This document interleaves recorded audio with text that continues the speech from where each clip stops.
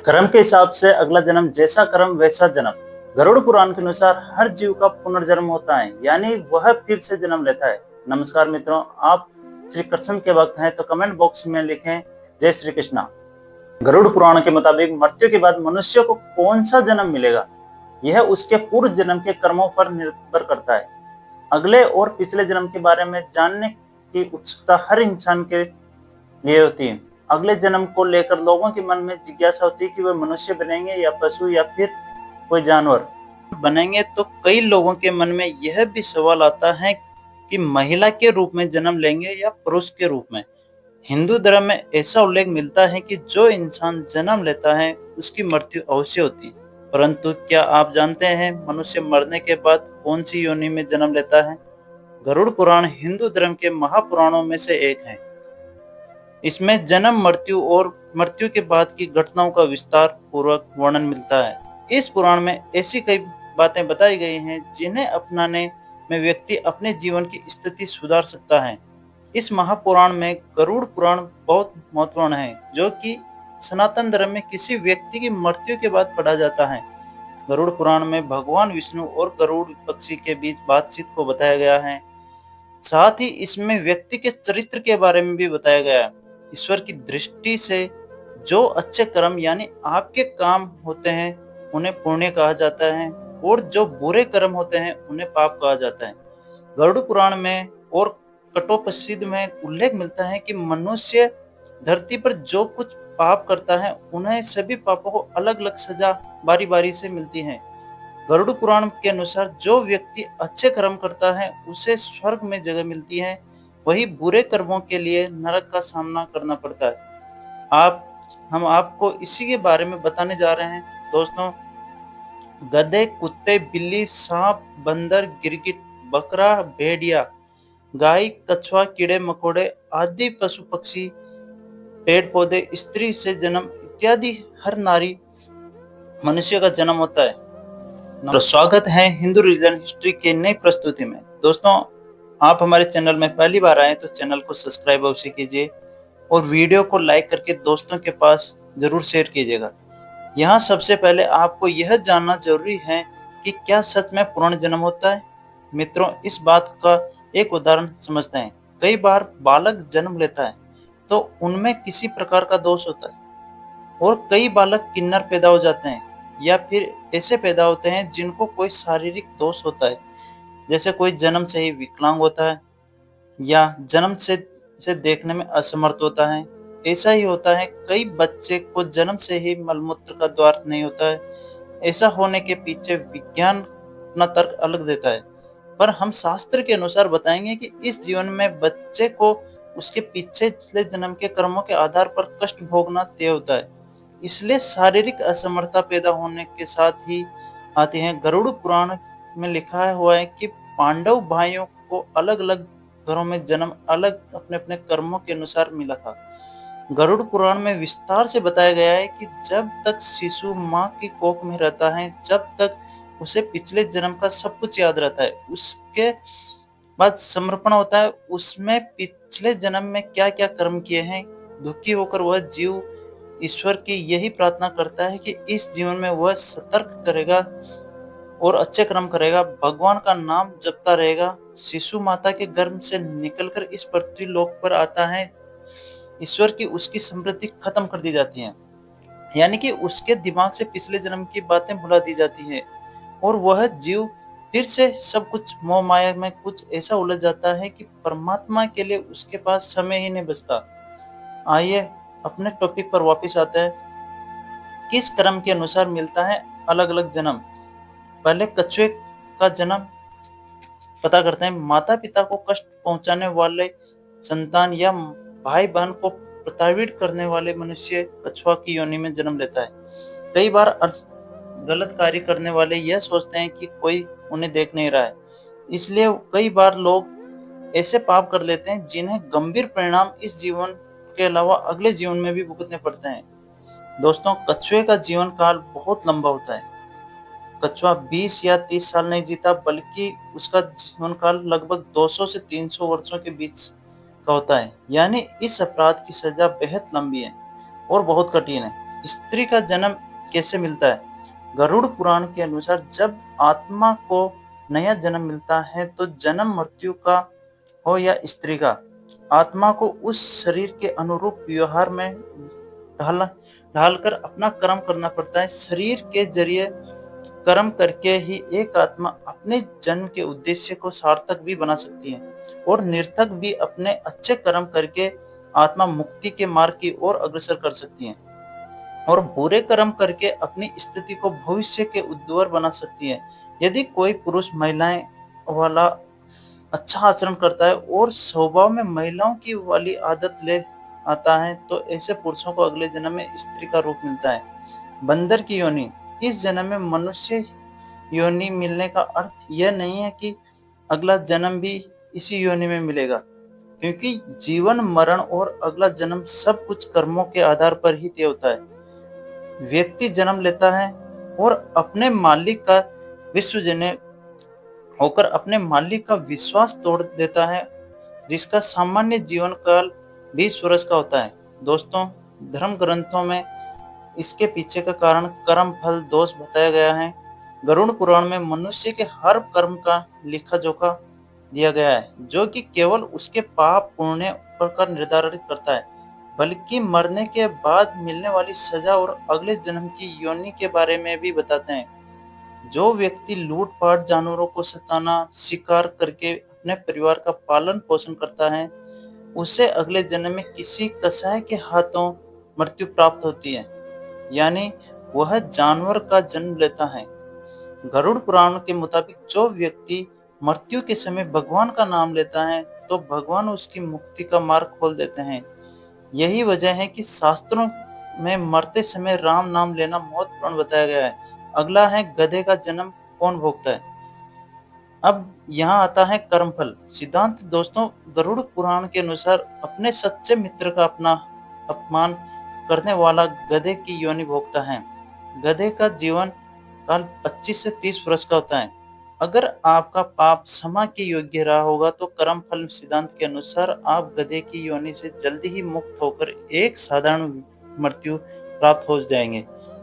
कुत्ते के जन्म किसको मिलता है। गरुड़ पुराण में जीव के द्वारा किए जाने वाले कई तरह के पापों और उन पापों के निमित्त जो भी सजा दी जाती है उसके बारे में भगवान विष्णु ने विस्तार से बताया है।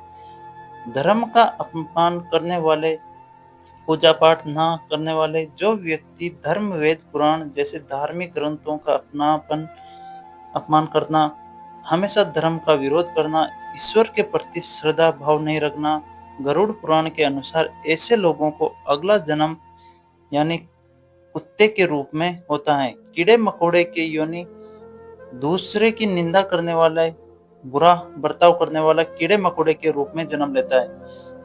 यह एक ऐसी योनि है जिसमें आप कितने भी प्रतिभाशाली हो, आपके जीव कितना भी हुनर क्यों ना हो, आपको सम्मान कभी नहीं मिलता। उदाहरण के लिए एक चींटी को ही ले लीजिए। नीचे गिरती है, फिर चलती है, मंजिल तक पहुंचती है।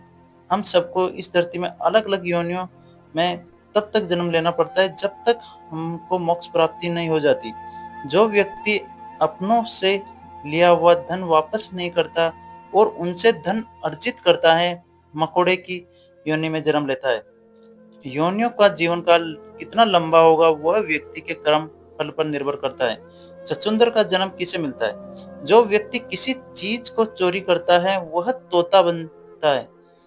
वही सुगंधित पदार्थ की चोरी करके ने वाला व्यक्ति चुचुंदर के रूप में जन्म लेता है। किंतु यदि अपराध चोरी से बड़ा हो तो और कष्टदायक होती है।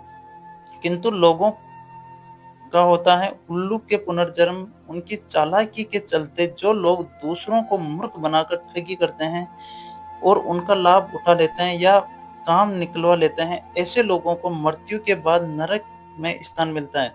साथ ही ऐसे लोग अगले जन्म में उल्लू के रूप में जन्म लेते हैं। जो व्यक्ति पराई स्त्री से संबंध बनाता है उसे कौन सा यौन भोगना पड़ता है। जो व्यक्ति पराई स्त्री से संबंध बनाता है उसे नरक में जाना पड़ता है।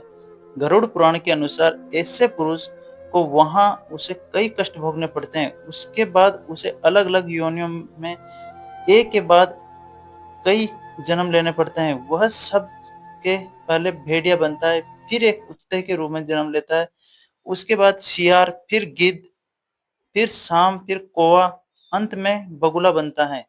इन सब योनियों के कष्ट उसे फिर से मनुष्य करने की प्राप्ति होती है। ऐसी शादीशुदा महिला जो किसी गैर मर्द के साथ संबंध बनाती है, उसे नरक की यातनाएं भोगनी पड़ती हैं और ऐसी महिलाएं अगले जन्म में छिपकली, सांप, फिर चमगादड़ के रूप में जन्म लेती हैं।